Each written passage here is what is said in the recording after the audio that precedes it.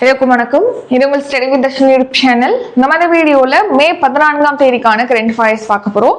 Today current affairs. அதுக்கு முன்னாடி yesterday current affairs வந்து ரிவிஷன் பார்த்துட்டு ஸ்டார்ட் பண்ணலாம். ஸோ மே 13 டுடே கரண்ட் அஃபேர்ஸ் ரிவிஷன். அதுக்கு முன்னாடி எல்லாரும் ஒவ்வொரு கொஸ்டினுக்கும் ஆன்சர் வந்து கமெண்ட் பண்ண ஆரம்பிச்சிடலாம்.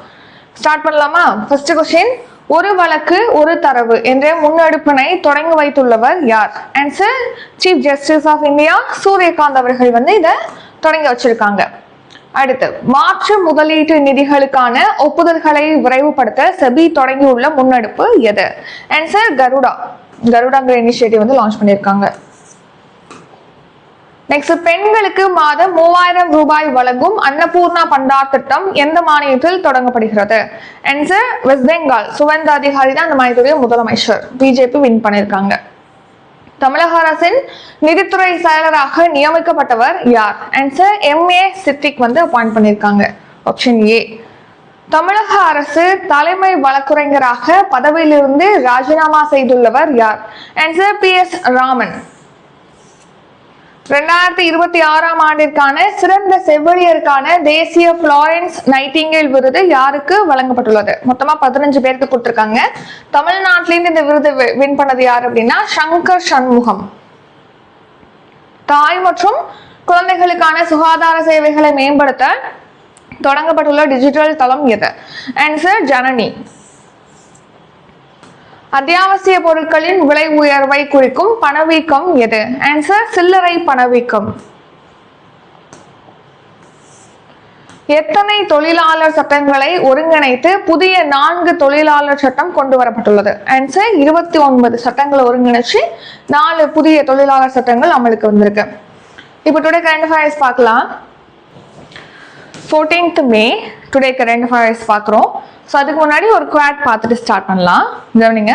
தி amount of good things in your life depends on your ability to notice them. அதாவது என்னன்னா, உங்க வாழ்க்கையில் இருக்கக்கூடிய நல்ல நல்ல விஷயங்கள் அப்படிங்கிறது, அதோட எண்ணிக்கை அப்படிங்கிறது, அதை நீங்க நோட்டீஸ் பண்றதை பொறுத்து தான் அந்த அமௌண்ட் அப்படிங்கிறது இருக்கும். நல்ல விஷயங்களோட எண்ணிக்கை அப்படிங்கிறது இருக்கும்னு வச்சுக்கலாம். இப்போ என்னன்னா, ஃபார் எக்ஸாம்பிள், இப்போ நீங்க ஒரு ரூமுக்கு போறீங்க.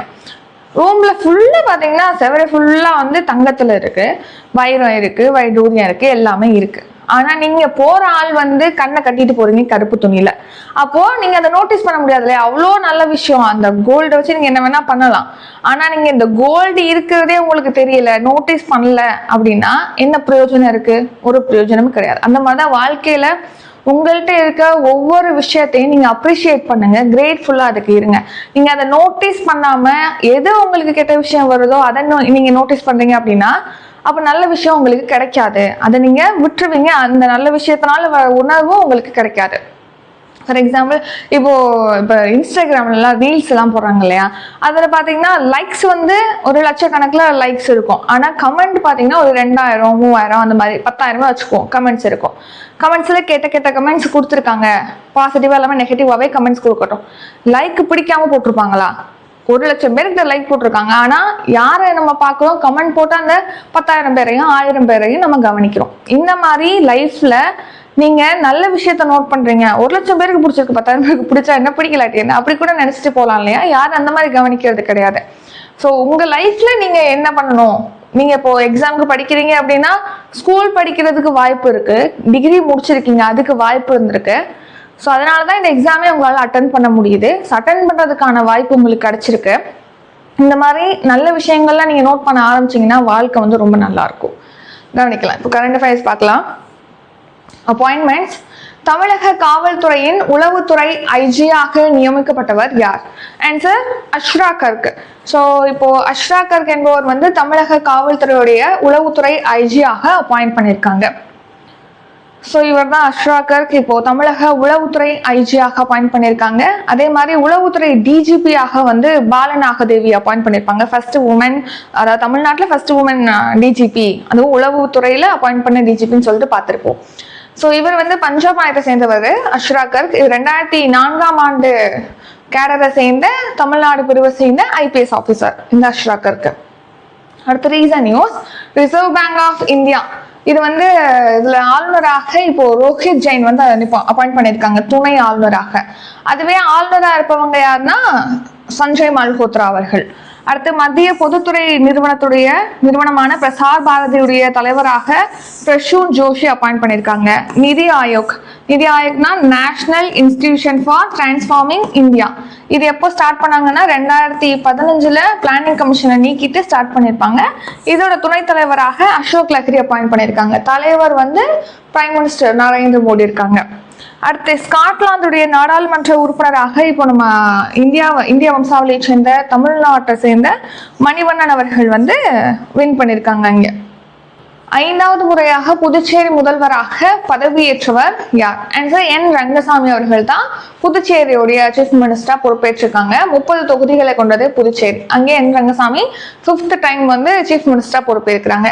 மற்ற எந்தெந்த மாநிலங்கள்ல இப்போ ரீசெண்டாக நடந்துச்சு இல்லையா, நம்ம தமிழ்நாட்டில் நடந்ததுல வந்து டிவிகே வின் பண்ணியிருக்கோம். விஜய் அவர்கள் வந்து இப்போ சீஃப் மினிஸ்டரா பொறுப்பேற்றிருக்காங்க. அதுக்கடுத்து அசாம்ல வந்து பிஜேபி வின் பண்ணிருப்பாங்க. ஏற்கனவே பிஜேபி தான் இருந்தாங்க, மறுபடியும் பிஜேபி தான் வின் பண்ணிருக்காங்க. ஹிமந்த பிஸ்வா சர்மா அவர் வந்து சீஃப் மினிஸ்டரா பொறுப்பேற்றிருக்காரு மறுபடியும்.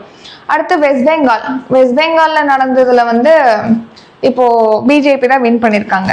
அதுல சுவேந்து அதிகாரி அவரு சீஃப் மினிஸ்டரா பொறுப்பேற்றிருக்காங்க. அடுத்து கேரளால வந்து காங்கிரஸ் வின் பண்ணிருக்காங்க. ஆனா யாரு அப்படின்னு சொல்லிட்டு இன்னும் முதலமைச்சரா பொறுப்பேற்கல. நம்ம அதை அப்புறமா பார்ப்போம். நெக்ஸ்ட் வேற என்ன ஸ்டேட்ல நடந்துச்சு? புதுச்சேரியில வந்து 30 தொகுதிகள் கொண்டது. அதுல வந்து என் ரங்கசாமி அவர்கள் முதலமைச்சரா இப்ப பொறுப்பேற்றிருக்காங்க. இவர் தான் என் ரங்கசாமி 5th டைம் வந்து பொறுப்பேற்றிருக்காரு. அடுத்த அமைச்சர்களாக நமச்சிவாயம், மல்லாடி கிருஷ்ணராவ் இவங்கெல்லாம் பொறுப்பேற்றிருக்காங்க. இவருக்கு யாரு பதவி பிரமாணம் செய்து வச்சிருக்கா அப்படின்னா துணை நிலை ஆளுநர், புதுச்சேரி யூனியன் டெரிட்டரி. ஸோ அப்போ அங்கே உள்ள லெப்டினன்ட் கவர்னர் தான் பதவி பிரமாணம் செய்து வைப்பாங்க. இங்க யார் லெப்டினன்ட் கவர்னர் அப்படின்னா கைலாஷ் நாதன். அவர் தான் பதவி பிரமாணம், ரகசிய காப்பு பிரமாணம் செய்து வச்சிருக்காங்க. 30 தொகுதியில 18 தொகுதியில வந்து தேசிய ஜனநாயக கூட்டணி வின் பண்ணிருக்காங்க. என் ரங்கசாமி முதலமைச்சரா பொறுப்பேற்றிருக்காரு. ரீசன் நியூஸ், மேற்கு வங்க மாநிலத்துல சுவேந்து அதிகாரி முதலமைச்சரா பொறுப்பேற்றிருக்காரு. இந்திய கடற்படையுடைய தலைமை தளபதியாக கிருஷ்ணா சுவாமிநாதன் அப்பாயிண்ட் பண்ணிருக்காங்க. அடுத்த முப்படைகளுடைய புதிய தலைமை தளபதியாக ராஜா சுப்பிரமணியம் வந்து அப்பாயிண்ட் பண்ணிருக்காங்க. அசாம்ல ஹிமந்த பிஸ்வா சர்மா, தமிழ்நாட்டுல விஜய் அவர்கள் வந்து அப்பாயிண்ட் பண்ணிருக்காங்க, அதாவது பொறுப்பேற்றிருக்காங்க முதலமைச்சரா. அடுத்த அப்பாயின்மெண்ட், தமிழக அரசின் தலைமை வழக்குரைஞராக நியமிக்கப்பட்டுள்ளவர் யார்? ஆன்சர் விஜய் நாராயணன். ஸோ இப்போ விஜய் நாராயணன் அவர்கள் வந்து தமிழக அரசுடைய தலைமை வழக்குரைஞரா. இப்ப ஏற்கனவே PS ராமன் இருந்தாரு, அவர் இப்போ அவருடைய பதவியை ராஜினாமா பண்ணிட்டாரு. ஸோ அதை அடுத்து விஜய் நாராயண் அவர்கள் வந்து நெக்ஸ்ட் நம்ம தமிழ்நாட்டுடைய தலைமை வழக்குரைஞராக பொறுப்பேற்றிருக்காரு. இவர் ஏற்கனவே ADMK ஆட்சியில் இருந்த போது, அதாவது எடப்பாடி பழனிசாமி அவர்கள் முதலமைச்சர் அந்த டைம்ல 2017 to 2021 வரைக்கும் தலைமை வழக்குரைஞராக இருந்திருப்பாரு. இப்போ மறுபடியும் தலைமை வழக்குரைஞராக அப்பாயிண்ட் பண்ணியிருக்காங்க விஜய் நாராயண் அவர்கள். இதுக்கு முன்னாடி இந்த பொறுப்புல இருந்தவர் PS ராமன். ரீசன் நியூஸ், தமிழக அரசுடைய புதிய தலைமைச் செயலராக சாய்குமார் அப்பாயிண்ட் பண்ணியிருக்காங்க. மாநிலங்களவையில நியமன எம்பியா ஹரிவன்ஸ் நாராயண் எம்பியா வந்து குடியரசுத் தலைவர் சூஸ் பண்ணியிருப்பாங்க. அது மட்டும் இல்லாம இவர் தான் அங்க மாநிலங்களவையுடைய துணைத் தலைவர் பொறுப்பையும் வகிக்கிறார். தமிழக உள்துறை செயலராக நியமிக்கப்பட்டது மணிவாசன். ஆஸ்திரேலிய ராணுவத்துல முதல் பெண் தலைமை தளபதியாக சூசன் கோயல் வந்து அப்பாயிண்ட் பண்ணியிருக்காங்க. அடுத்த அப்பாயின்மெண்ட், CBI இயக்குனர் பிரவீன் சூட்டின் பதவிக்காலம் எத்தனை ஆண்டுகளுக்கு நீட்டிக்கப்படுகிறது? 1 வருஷம். ஏற்கனவே 1 இயருக்கு இவருடைய பதவி காலத்தை எக்ஸ்டெண்ட் பண்ணிருப்பாங்க. எகைன் வந்து 1 வருஷத்துக்கு இவருடைய பதவி காலத்தை எக்ஸ்டெண்ட் பண்றாங்க. CBI அப்படின்னா சென்ட்ரல் பியூரோ ஆஃப் இன்வெஸ்டிகேஷன், அதாவது மத்திய புலனாய்வு பணியகம். இந்த மத்திய புலனாய்வு பணியகம் அப்படிங்கிறது என்னன்னா பொருளாதார குற்றங்கள், ஊழல் சம்பந்தமான விஷயங்கள், அப்புறம் ரொம்ப எக்ஸ்ட்ரீமா இருக்கக்கூடிய குற்றங்கள் நடக்குது இல்லையா, குற்றவியல் சம்பந்தமான கேஸ் அதெல்லாமே வந்து இவங்க விசாரிப்பாங்க. ஸோ அதான் வந்து CBI. ஸோ CBI-உடைய இயக்குனராக பிரவீன் சூட் இருக்காங்க. 1 இயருக்கு இவருடைய பதவிக்காலம் எக்ஸ்டெண்ட் பண்றாங்க. இப்போ May 24 நிறைவடைந்து நெக்ஸ்ட் 1 இயருக்கு எக்ஸ்டெண்ட் பண்றாங்க. 2023 இவர் அப்பாயிண்ட் பண்ணிருப்பாங்க. ஸோ இப்போ 2வது முறையா இவருடைய பதவிக்காலமானது எக்ஸ்டெண்ட் பண்ணப்படுது. அடுத்து CBI பத்தி பார்த்தோம்னா இது 1963 நிறுவப்பட்டிருக்கு. இதோட ஹெட் குவார்ட்டர் நியூ டெல்லியில இருக்கு. இது வந்து ஸ்டாச்சுட்டரி பாடி கிடையாது, இது ஒரு சட்டப்பூர்வ அமைப்பு கிடையாது. ஒரு ஆக்ட் கொண்டு வந்து அதன் கீழ் இந்த CBIங்கிறது ஸ்டார்ட் பண்ணல. அதாவது ஏற்கனவே பாத்தீங்கன்னா தில்லி சிறப்பு காவல் ஸ்தாபன சட்டம் 1946 இந்த சட்டத்துடைய ப்ரொவிஷன் மூலமாக தான் இந்த CBI அப்படிங்கிறது உருவாக்கியிருப்பாங்க. இது ஒரு சட்டப்பூர்வமற்ற அமைப்பு. அடுத்த ரீசன் நியூஸ். தமிழக காவல்துறையின் உளவு பிரிவு டிஜிபியாக பாலநாகதேவி அப்பாயிண்ட் பண்ணியிருக்காங்க. அடுத்து பிம் அப்படிங்கிற செயலியோட விளம்பர தூதராக கிரிக்கெட் வீரர் MS தோனி அப்பாயிண்ட் பண்ணியிருக்காங்க. சீனாவுக்கான புதிய இந்திய தூதராக விக்ரம் துரைசாமி, செபியோடைய முழு நேர உறுப்பினராக KV ரமணமூர்த்தி அப்பாயிண்ட் பண்ணியிருக்காங்க. தேசிய பிற்படுத்தப்பட்டோர் ஆணையத்துறை தலைவராக சாத்வி நிரஞ்சன் ஜோதி அப்பாயிண்ட் பண்ணியிருக்காங்க. அடுத்து தமிழ்நாடு கரண்ட் அஃபேர்ஸ். நம்பிக்கை தீர்மானம் என்பது சபையில் பெரும்பான்மையை நிரூபிக்க யாரால் கொண்டு வரப்படுகிறது? ஆன்சர் ஆளும் கட்சி. இப்போ நம்பிக்கை தீர்மானம், நம்பிக்கை இல்லா தீர்மானம் சொல்லிட்டு ரெண்டு இருக்கு. Confidence motion, no confidence motion அப்படின்னு சொல்லிட்டு. இதுல நம்பிக்கை தீர்மானம் வந்து ஆளுங்கட்சி சார்பில் அவங்க கட்சி மேல நம்பிக்கை இருக்கு அப்படிங்கிறத நிரூபிக்கிறதுக்காக நம்பிக்கை தீர்மானம் கொண்டு வராங்க. நம்பிக்கை இல்லா தீர்மானம்ங்கிறது எதிர்கட்சியினால கொண்டு வரப்படுது. இந்த கட்சி மேல, இப்ப ஆளும் கட்சி மேல நம்பிக்கை இல்லை, அவங்க பெரும்பான்மையை இழந்துட்டாங்க அப்படிங்கிறதுக்காக கொண்டு வருவாங்க. ஸோ இப்போ வந்து டிவிக்கு ஆட்சி அமைச்சிருக்காங்க இல்லையா, நம்ம தமிழ்நாட்டில் எலெக்ஷன்ல 108 இடங்கள்ல வின் பண்ணி அவங்க மேல நம்பிக்கை இருக்கு அப்படிங்கிறதுக்காக நம்பிக்கை தீர்மானம் கொண்டு வந்து அதுல 144 உறுப்பினர்கள் ஆதரவா வாக்களிச்சிருப்பாங்க. ஸோ அதுல வந்து பெரும்பான்மை ஓட்டை பெற்று வெற்றி பெற்றிருக்காங்க. நம்பிக்கை தீர்மானம்ங்கிறது நிறைவேற்றப்பட்டிருக்கு. ஸோ இதை யாரு கொண்டு வருவா அப்படின்னா ஆளும் கட்சி. இதுவே நோ கான்ஃபிடன்ஸ் மோஷன், அதாவது நம்பிக்கை இல்லா தீர்மானம்னா எதிர்கட்சி கொண்டு வரும். ஸோ 144 ஆதரவு வாக்குகளை பெற்று நம்பிக்கை தீர்மானத்துல வெற்றி அடைஞ்சிருக்காங்க. சொல்லுவாங்க, நம்பிக்கை தீர்மானம் ஆளும் கட்சி அவங்க மேல உள்ள பெரும்பான்மையை நிரூபிக்கிறதுக்காக நாடாளுமன்றத்திலேயோ அல்லது சட்டமன்றத்திலேயோ கொண்டு வருவாங்க. ஸோ லோக்சபால கொண்டு வர்றது நம்பிக்கை தீர்மானம் வந்து கொண்டு வருவாங்க. அதே மாதிரி சட்டமன்றத்திலையும் நம்பிக்கை தீர்மானம் கொண்டு வருவாங்க. அடுத்த ஆளும் அரசு வந்து அவங்களுக்குள்ள ஒரு பலத்தை நிரூபிக்கிறதுக்காக இந்த நம்பிக்கை தீர்மானம் யாரு கொண்டு வருவா அப்படின்னு கேட்டா முதலமைச்சரோ அல்லது மூத்த அமைச்சரோ கொண்டு வருவாங்க. பெரும்பாலும் முதலமைச்சர் தான் நம்பிக்கை தீர்மானத்தை கொண்டு வருவாங்க. வாக்கெடுப்புல 50% மேல, இப்போ நம்ம தமிழ்நாட்டுல 234 தொகுதி இருக்கா, 234 தொகுதியில பாதி 50 இதை ரெண்டா பிரிச்சுன்னு வச்சுங்களேன், என்ன வருதோ 118 வருமா, 117 வரும். அதுல பிளஸ் 1 ஆட் பண்ணிக்கணும். 50% மேல இருந்தாலே போதும். நெக்ஸ்ட் வந்து முன்மொழிகிறது முதலமைச்சர், மூத்த அமைச்சர்கள் முன்மொழிவாங்க. இப்போ 144 பேர் ஆதரவோட நம்பிக்கை தீர்மானம்ங்கிறது நிரூபிக்கப்பட்டிருக்கு. அடுத்து இது வந்து அதே தான். நம்பிக்கை இல்லா தீர்மானம்ங்கிறது எதிர்கட்சிகள் வந்து ஆளும் அரசுக்கு எதிராக கொண்டு வருவாங்க. இந்த கொண்டு வரணும் அப்படின்னாலே ஃபர்ஸ்ட் வந்து 50 உறுப்பினர்களோட ஒப்புதல் அப்படிங்கிறது, 50 உறுப்பினர்கள் சப்போர்ட் பண்ணாதான் இந்த நம்பிக்கை இல்லா தீர்மானம் கொண்டு வர முடியும். அதுக்கப்புறமா 50% மேல அந்த நம்பிக்கை இல்லா தீர்மானத்துல ஆளுங்கட்சிக்கு சப்போர்ட்டா வாக்களிச்சாதான் அது நிறைவேற்றப்படும், இல்லைன்னா ஆட்சி கவிழ்க்கப்படும் நம்பிக்கை இல்லா தீர்மானத்துல. Next index and report. உலகின் 2வது பெரிய தங்க நுகர்வு நாடாக எந்த நாடு உள்ளது? Answer India. ஸோ உலகிலே அதிகமாக தங்கம் வாங்கக்கூடிய, தங்கம் மிஸ் பண்ணக்கூடிய ஒரு நாடாக செகண்ட் பிளேஸ்ல இந்தியா இருக்கு. அப்போ ஃபர்ஸ்ட் பிளேஸ்ல யாரு இருக்குன்னா நம்மள மிஞ்சி இருக்கக்கூடிய ஒரு நாடு தான் சீனா. நமக்கு மேல தங்கம் அதிகமாக யூஸ் பண்ணக்கூடிய நாடா. இப்போ எதுக்காக இதை பத்தி பாக்குறோம்னா, தங்கம் அப்புறம் வெள்ளி, பிளாட்டினம் இதோட இறக்குமதி வரியை இன்க்ரீஸ் பண்ணியிருக்காங்க. நம்ம ஏற்கனவே ரீசனா பார்த்துருப்போம், ஒரு 7 விஷயத்த வந்து இந்திய குடிமக்கள் ஃபாலோ பண்ணணும்னு சொல்லிட்டு வலியுறுத்திருப்பாங்க பிரைம் மினிஸ்டர் மோடி. இப்போ 1 வருஷத்துக்கு தங்கம் வாங்குறத கம்மி பண்ணிக்கங்க. அதே மாதிரி வெளிநாடுகளுக்கு சுற்றுப்பயணம் போறீங்க 1 இயருக்கு, அது ரொம்ப அவசியம் இல்லாத ஒன்னா இருக்கு அப்படின்னா போக வேணாம். 1 இயருக்கு அந்த மாதிரி தவிர்த்துக்கங்க வெளிநாடுகளுக்கு போறத. அப்புறம் வீட்லயே ஒர்க் பண்றத ப்ரிஃபர் பண்ணுங்க, ஒர்க் ஃப்ரம் ஹோம் பண்ணுங்க அப்படிங்கிற மாதிரி நிறைய 7 விஷயங்கள் சொல்லியிருப்பாங்க இல்லையா. ஏன் இதெல்லாம் சொன்னாங்க அப்படின்னு பார்த்தா, அந்நிய செலாவணி கையிருப்பை நம்ம தக்க வச்சுக்கணும். ஏன்னா அந்நிய செலாவணி கையிருப்பு இப்போ குறைஞ்சிக்கிட்டே இருக்கு. அந்நிய செலாவணி கையிருப்பு அப்படின்னா என்னன்னா, இப்போ ஒரு கடைக்கு போறீங்க, ஒரு பொருள் வாங்க போறீங்க, அந்த கடையில வந்து நீங்க டாலர்ல தான் கொடுக்கணும் அப்படின்னு சொல்லி கேட்கும்போது அந்த கடையில உள்ள பொருள் நமக்கு வேணுங்கிற பட்சத்துல நம்ம என்ன பண்ணுவோம், பாக்கெட்ல டாலரோட தான் போவோம், டாலர் வச்சிருப்போம். அந்த டாலர் கொடுத்து இந்தாங்க அந்த பொருளை வாங்கிக்குவோம். அதே மாதிரி இன்னொரு கடையிலேயும் டாலர் கேட்கறாங்கன்னா அந்த டாலர் கொடுத்துட்டு வாங்கிக்குவோம். இன்னொரு கடையில எண்ணு, பவுண்டு இந்த மாதிரி நாணயங்கள்ல கேட்கறாங்கன்னா அதுக்காக நம்ம இருப்பு வச்சிருப்போம். நம்ம பாக்கெட்ல பணம் வச்சிருக்க மாதிரி இந்தியா நம்ம வெளிநாட்டுல இருந்து இறக்குமதி செய்யறதுக்காக அமௌண்ட் கையிருப்புல வச்சிருப்பாங்க. அதாவது அந்நிய செலாவணின்னு சொல்லுவோம்.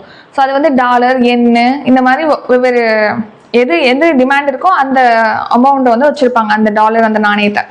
இப்போ வெளிநாட்டிலேருந்து நம்ம தங்கம் இறக்குமதி செய்யும் போது அதுக்கு டாலர் கொடுத்து தான் அதை வாங்குறோம். அப்போ டாலர் நம்மகிட்டேருந்து போகுது. ஸோ அந்த இருப்புங்கிறது குறைஞ்சிக்கிட்டே இருக்கு. குறையும் போது டாலர் நம்ம மறுபடியும் சேர்க்க வேண்டியது இருக்கும். ஸோ டாலர் எல்லாம் போயிடுச்சுன்னு வச்சுங்களேன், நம்ம இந்திய ரூபாயை கொடுத்து தானே டாலர் வாங்க முடியும். ஸோ நம்ம இந்திய ரூபாய்க்கான ஒரு டாலருக்கு இந்திய ரூபாய்ங்கிறது இப்போ 90 ரூபாய்க்கு மேலே போயிடுச்சா. அப்போ 90 ரூபாய்க்கு மேல கொடுத்துதான் ஒரு டாலர் நம்ம வாங்க முடியும். அப்போ டாலருக்கு நிகரான இந்திய மதிப்புங்கிறது வீழ்ச்சி அடைய ஆரம்பிச்சிடும். ஸோ இதெல்லாம் இந்த மாதிரியான ஒரு பின் விளைவுகள்லாம் நம்ம வந்து குறைக்கணும் அப்படிங்கிறதுக்காக தான் தங்கம் வாங்குறத கம்மி பண்ணணும் அப்படின்னு சொல்லி பிரைம் மினிஸ்டர் மோடி கேட்டிருப்பாங்க. பிளஸ் கவர்மெண்ட்டுமே வந்து இறக்குமதி வரி விதிச்சிருக்காங்க. வெளிநாடுகள்லேருந்து நம்ம இறக்குமதி செய்யறதை கம்மி பண்றதுக்காக தங்கம் மீது இப்போ இறக்குமதி வரியும் விதிச்சிருக்காங்க. ஸோ இன்க்ரீஸ் பண்ணியிருக்காங்க. ஏற்கனவே தங்கம் வெள்ளி மீதான இறக்குமதி வரி 6% இப்போ 15% இன்க்ரீஸ் பண்ணியிருக்காங்க. பிளாட்டினம் மீதான இறக்குமதி வரியானது 6.4% 15.4% இன்க்ரீஸ் பண்ணியிருக்காங்க. அதிக தங்க இறக்குமதி செய்யறதுனால அந்நிய செலாவணி கையிருப்புல நமக்கு தாக்கமானது ஏற்படுது, குறைஞ்சுக்கிட்டு இருக்கு. ஸோ அதை வந்து சமாளிக்கணுங்கிறதுக்காக இந்த மாதிரியான ஒரு முடிவை பண்ணியிருக்காங்க. சீனாக்கு அடுத்து உலகில அதிகமாக தங்கம் நுகர்வு செய்யக்கூடிய நாடாக நம்ம இந்தியா இருக்கு. நெக்ஸ்ட் பாருங்க, இப்போ மேற்காசிய போர் சூழல் காரணமா ஹோர்மோஸ் நீரிணை மூடப்பட்டு அதுல இருந்து சரக்கு கப்பல்கள் பயணிக்கிறதுங்கிறது கஷ்டமான ஒண்ணா இருக்கு. ஸோ நம்ம கச்சா எண்ணெய் வெளிநாடுகள்ல இருந்து இறக்குமதி செய்யறோம். அதுல 87% நமக்கு நாட்டுக்கு தேவையான கச்சா எண்ணெய் வெளிநாடுகள்ல இருந்து இறக்குமதி செய்யறோம். கச்சா எண்ணெய் இருக்கு, அதுல இருந்து பெட்ரோல் டீசல் இதெல்லாம் சுத்திகரிச்சு நம்ம வாகனம் ஓட்டுறதுக்கு அதை யூஸ் பண்றோம். ஸோ 87% வெளிநாடுகளை நம்பிதான் இருக்கும். அதுலயும் 46%, அதாவது 50% கிட்டத்தட்ட நம்ம ஹோர்மோஸ் நீரிணை வழியாக தான் நமக்கு அந்த கச்சா எண்ணெய் அப்படிங்கிறது வருது. இப்போ ஹோர்மோஸ் நீரிணை பிளாக் ஆயிருக்கு. அடுத்து எல்பிஜி சிலிண்டர் இருக்கு இல்லையா, எல்பிஜியை பொறுத்த வரைக்கும் 60% வெளிநாடுகள்ல இருந்து இறக்குமதி செய்யறோம். அதுல 90% மேல அந்த வளைகுடா நாடுகள்ல இருந்து தான் இறக்குமதி செய்யப்படுது. வளைகுடா நாடுகள்ல இருந்து இறக்குமதி செய்யணும்னா அது ஹோர்மோஸ் நீரிணை வழியாக தானே பயணிக்க முடியும். ஸோ இதெல்லாம் வந்து நமக்கு ஒரு பின் விளைவுகளை ஏற்படுத்தும் அப்படிங்கிற மாதிரி சொல்லியிருக்காங்க. நம்ம அதை தானே நம்பி இருக்கோம் அப்படின்னு. அடுத்து 2025ஆம் ஆண்டுக்கான உலகின் இராணுவத்துக்காக செலவிடும் நாடுகள் பட்டியலில் இந்தியா 5th பிளேஸ்ல இருக்கு. அடுத்து மகிழ்ச்சியான நாடுகள் பட்டியலில் 116வது இடம். அரிசி உற்பத்தியில இந்தியா 1st பிளேஸ்ல இருக்கு. ஏற்றுமதிலையும் சரி உற்பத்திலையும் சரி. ஊழல் மிகுந்த நாடுகள் தரவரிசையில 91வது இடத்துல இருக்கு. பொறுப்பான நாடுகள் பட்டியலில் 16வது இடம். அப்புறம் ஜெண்டர் கேப் இண்டெக்ஸ் பாலின இடைவெளி குறியீட்டுல 131வது இடம். ஆசிய உற்பத்தி திறன் குறியீட்டுல 6வது இடத்துல இருக்கு. விமான போக்குவரத்து உள்நாட்டு விமான போக்குவரத்துல 3வது இடத்துல இந்தியா இருக்கு. Next index and report. சரக்கு போக்குவரத்து விநியோக தரவரிசையில் முன்னணியில் உள்ள மாநிலம் எது? ஆன்சர் தமிழ்நாடு. ஸோ சரக்கு போக்குவரத்துல முன்னணியில தமிழ்நாடு இருக்கு. அதாவது இந்த கோஸ்டல் ஸ்டேட்ஸை பொறுத்த வரைக்கும் கடலோர பகுதிகளில் அமைந்துள்ள மாநிலங்கள்ல சரக்கு போக்குவரத்துல முன்னணியில இருக்கக்கூடிய மாநிலமா தமிழ்நாடு இருக்கு அப்படின்னு சொல்லி இப்போ தெரிவிச்சிருக்காங்க. ஸோ இந்த சரக்குகள் ஏற்றி செல்றது அதெல்லாம் இருக்கு இல்லையா, அந்த சரக்கு போக்குவரத்துல கோஸ்டல் ஸ்டேட்ஸ் கடலோர மாநிலங்கள்ல நம்ம தமிழ்நாடு முன்னிலையில இருக்குன்னு சொல்லிட்டு மத்திய வர்த்தக அமைச்சர் பியூஷ் கோயல் அவர்கள் தெரிவிச்சிருக்காங்க. 2025ஆம் ஆண்டுக்கான மாநிலங்கள்ல தளவாட போக்குவரத்தை எளிதாக்குதல் அப்படிங்கிற அறிக்கையை ரிலீஸ் பண்ணியிருக்காங்க. அந்த அறிக்கையில தான் தமிழ்நாடு வந்து கடலோர மாநிலத்துல தமிழ்நாடு முன்னிலை இருக்கு அப்படின்னும், நிலத்தால் சூழப்பட்ட அந்த பார்டர் ஃபுல்லாவே நிலத்தினால சூழப்பட்டிருக்கும் அந்த மாதிரி ஸ்டேட்ஸ்ல உத்தரப்பிரதேசம் வந்து சரக்கு போக்குவரத்துல ஃபர்ஸ்ட்ல இருக்கு. அடுத்து வடகிழக்கு மாநிலத்துல மிசோரம் மாநிலம் முன்னணியில இருக்கு. யூனியன் பிரதேச பொறுத்த வரைக்கும் சரக்கு போக்குவரத்துல டெல்லி வந்து முன்னணியில இருக்கு. Defence current affairs. இந்தியாவில் அறிமுகப்படுத்தப்பட்ட முதல் தனியார் ராணுவ போக்குவரத்து விமானம் எது? Answer Airbus C295. அதாவது இப்போ இது ராணுவ போக்குவரத்து விமானம் பிரான்ஸ் நாட்டில் ஏர்பஸ் நிறுவனத்தால் தயாரிக்கப்படக்கூடியது. இப்போ டாடா அட்வான்ஸ் சிஸ்டம்ஸ் நிறுவனமும் ஏர்பஸும் இணைஞ்சு குஜராத்ல வதோதரால இந்த C295 விமானத்தை தயாரிக்கிறதுக்கான அசம்பிளி லைன் வந்து செட் பண்ணியிருக்காங்க. அதாவது பார்ட்ஸ் எல்லாம் அசம்பிள் பண்ணி விமானத்தை உருவாக்குறது. அது வந்து குஜராத்ல வதோதரால அமைக்கப்பட்டிருக்கு. ஸோ அங்கேதான் இந்த C295 அப்படிங்கிறது இப்போ உருவாக்கப்பட்டிருக்கு. அதை இன்ட்ரடியூஸ் பண்ணியிருக்காங்க. அதனாலதான் பார்க்கிறோம். இதுதான் ஒரு பிரைவேட் கம்பெனினால இந்தியாவில் தயாரிக்கப்பட்ட அல்லது அசம்பிள் பண்ண ஒரு ஃபர்ஸ்ட் விமானம் அப்படிங்கிறது ஏர்பஸ் C295. குஜராத்ல வதோதரால இந்த விமானமானது இப்போ உருவாக்கப்பட்டிருக்கு. ஸோ நெக்ஸ்ட் வந்து இந்த C295 அப்படிங்கிறது ராணுவ போக்குவரத்து விமானம். அந்த ராணுவ வீரர்களை ஒரு இடத்துக்கு அழைத்து செல்வது, அதே மாதிரி ராணுவ தளவாடங்களை எடுத்துட்டு போகிறது. நெக்ஸ்ட் இப்போ திடீர்னு மருத்துவ உதவிகள் அந்த இடத்துல வந்து நிறைய இன்ஜுரிலாம் வருடைய உடனடியாக இந்த மெடிக்கல் எவாக்குவேஷன் பண்றது, இதுக்கு எல்லாமே இந்த விமானம் அப்படிங்கிறது யூஸ்ஃபுல்லா இருக்கும். ஸோ இது வந்து 5 to 10 டன் வரைக்கும் சுமக்கும் திறன் கொண்டது. வதோதரால தயாரிக்கப்பட்டிருக்கு. யார் யார் இணைஞ்சு தயாரிச்சிருக்காங்கன்னா ஏர்பஸும் டாடா அட்வான்ஸ் சிஸ்டம்ஸ் லிமிடெட் நிறுவனமும் உருவாக்கியிருக்காங்க. அடுத்த recent news, C-130J super Hercules விமானம் அமெரிக்காவுடையது. ஒளியை விட வேகமாக செல்லக்கூடிய ஒரு விமானம் தான் X-59. பிரம்மோஸ் ஏவுகணை வந்து ரஷ்யாவோட சேர்ந்து உருவாக்கப்பட்டது. இது வந்து உலகிலே அதிவேகமாக செல்லக்கூடிய, அதாவது 3 மடங்கு ஒளியை விட அதிகமாக செல்லக்கூடிய சூப்பர்சோனிக் ஏவுகணை. ஸ்போர்ட்ஸ் கரண்ட் அஃபேர்ஸ், சீனியர் ஆசிய பளுதூக்குதல் சாம்பியன்ஷிப் போட்டியில் மகளிருக்கான 53 கிலோ பிரிவில் ஞானேஸ்வரி யாதவ் டேஷ் பதக்கம் வென்றுள்ளார். பிரான்ஸ் மெடல் வின் பண்ணிருக்காங்க ஞானேஸ்வரி யாதவ். 53 kg வெயிட் கேட்டகரியில பிரான்ஸ் மெடல், வெயிட் லிஃப்டிங்ல இவங்க தான் அந்த ஞானேஸ்வரி யாதவ். இந்த போட்டி எங்க நடந்துச்சுன்னா குஜராத்ல நடந்துச்சு. 53 kg வெயிட் கேட்டகரியில ஸ்னாட்ச் பிரிவில் 88 கிலோ இவங்க லிஃப்ட் பண்ணியிருக்காங்க. கிளீன் அண்ட் ஜர்க் பிரிவில் 106 kg. மொத்தமாக இவங்க 194 கிலோகிராம் எடையை தூக்கி வெண்கல பதக்கம் வின் பண்ணியிருக்காங்க. அதில் மெயினாக அந்த ஸ்னாட்ச் பிரிவில் மட்டும் இவங்க வந்து 88 கிலோ தூக்கி வெள்ளி பதக்கம் வின் பண்ணியிருக்காங்க. ஸ்னாட்ச் பிரிவில் அதிகமாக எடை தூக்குனதுக்காக. அடுத்து ஷார்ட் நியூஸ். ஸோ வடமேற்கு நைஜீரியாவில் ஜம்பாரா அப்படிங்கிற மாகாணத்தில் ராணுவம், அந்த நாட்டு ராணுவம் வான்வழி தாக்குதல் நடத்தி அதில் உயிரிழந்திருப்பதா சொல்லியிருக்காங்க. அடுத்து தானியங்கி கதவுகளோட இப்போ இமு வகை ரயிலானது சென்னை ஒருங்கிணைந்த ரயில் பெட்டி தொழிற்சாலை ICF இன்டெக்ரல் கோச் ஃபேக்டரி இருக்கு இல்லையா, அங்கே வந்து தயாரிக்கப்பட்டிருக்கு ஃபர்ஸ்ட் டைம் அப்படின்னு சொல்றாங்க. அதாவது தானியங்கி கதவுகளோட, மூடக்கூடிய கதவுகளோட. அப்போ உப்பூர் மின் திட்டத்தை வந்து உடன்குடிக்கு மாற்றம் செய்வதற்காக அந்த விஷயமானது இப்போ சமர்ப்பிக்கப்பட்டிருக்கு.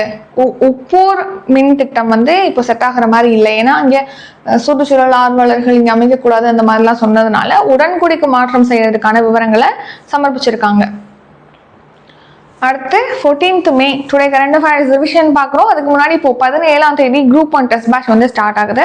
அதை பற்றி டீட்டெயில் டிஸ்கிரிப்ஷனில் கொடுக்குறோம், செக் பண்ணி பார்த்துக்கோங்க. டவுட் இருக்கவங்க காண்டாக்ட் நம்பர் டிஸ்கிரிப்ஷனில் இருக்குது, அந்த நம்பருக்கு கால் பண்ணி அல்லது வாட்ஸ்அப்பில் டெக்ஸ்ட் பண்ணியோ கேட்கலாம். இப்போ நம்ம ரிவிஷன் பார்க்கலாம். தமிழக காவல்துறையின் உளவுத்துறை IG-ஆக நியமிக்கப்பட்டுள்ளவர் யார்? ஆன்சர் அஷ்ரா கர்க். 5வது முறையாக புதுச்சேரி முதல்வராக பதவியேற்றவர் யார்? Answer N. ரங்கசாமி. தமிழக அரசின் தலைமை வழக்குரைஞராக நியமிக்கப்பட்டவர் யார்? ஆன்சர் விஜய் நாராயண். CBI இயக்குனர் பிரவீன் சூட்டின் பதவிக்காலம் எத்தனை ஆண்டுகளுக்கு நீட்டிக்கப்பட்டுள்ளது?